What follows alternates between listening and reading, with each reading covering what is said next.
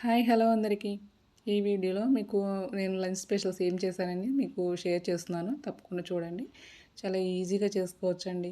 నేనైతే ఈజీగా చేసేవి, హెల్తీగా చేసేవి చేస్తూ ఉంటాను. మీరు కూడా తప్పకుండా చూడండి, చేయండి. అలాగే కొత్తగా చూసేవాళ్ళైతే తప్పకుండా సబ్స్క్రైబ్ చేసుకోండి. నేను కొత్త వీడియో పెట్టగానే మీకు నోటిఫికేషన్ వస్తుందండి. పక్కనున్న బెల్ మీద ప్రెస్ చేయండి. నేను బాండీ పెట్టుకుని దానిలోకి ఆయిల్ వేశాను. వేడెక్కిన తర్వాత పచ్చిశనగపప్పు, మినపప్పు, ఎండుమిర్చి, ఆవాలు, జీలకర్ర, కరివేపాకు, కొంచెం పసుపు, కొంచెం మెంతిపిండి వేసుకొని వేయించుకోవాలండి. ముందుగా పచ్చిశనగపప్పు, మినపప్పు వేగిన తర్వాత అప్పుడు లాస్ట్‌లో కరివేపాకు వేసిన తర్వాత పసుపును అలాగే మెంతిపిండి కూడా వేసుకున్నాను. అవి వేగిన తర్వాత దానిలోకి కట్ చేసుకున్న తోటకూరను వేసుకున్నాను. చూడండి ఇలా మనం కలుపుకుంటూ వేయించుకోవాలి. చాలా ఈజీగా చేసేసుకోవచ్చండి. చాలా సింపుల్‌గా, ఈజీగా చేసుకోవచ్చు. అలాగే చాలా హెల్తీ. ఇలాంటివి ట్రై చేస్తూ ఉండండి. తోటకూర అంతా మగ్గిపోయిన తర్వాత కొంచెం మనం సగానికి మగ్గిన తర్వాత అప్పుడు టేస్ట్‌కి సరిపడా ఉప్పు వేశాను.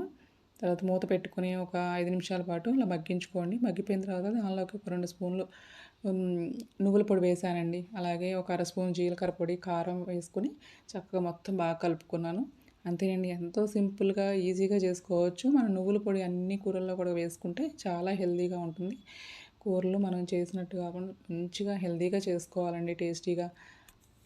అలాగే తోటకూర ఫ్రై రెడీ అయిపోయిందండి. తర్వాత అలా ప్యాన్ పెట్టుకుని దానిలోకి ఆయిల్ వేశాను. పచ్చిశనగపప్పు, మినపప్పు, ఎండుమిర్చి, ఆవాలు, జీలకర్ర వేసేసాను.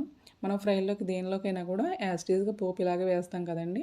కరివేపాకు వేసుకొని తర్వాత కట్ చేసి పెట్టుకున్న పచ్చిమిర్చి, ఉల్లి ముక్కలు వేసుకున్నానండి. తర్వాత కొంచెం మెంతిపిండి, కొంచెం పసుపు అన్ని కూరల్లో కూడా మనం ఇలా తాలింపులో పసుపు, మెంతిపిండి వేసుకుంటే హెల్త్‌కి మంచిది.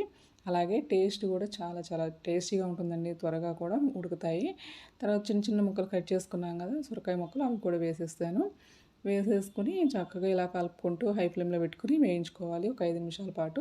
కొంచెం మనకి ఒక పావంతు మగ్గే వరకు కూడా ఇలా హై ఫ్లేమ్‌లో పెట్టుకొని దగ్గరుండి మగ్గించుకోవాలి. తర్వాత దీనిలోకి టేస్ట్‌కి సరిపడా సాల్ట్ వేసేసాను.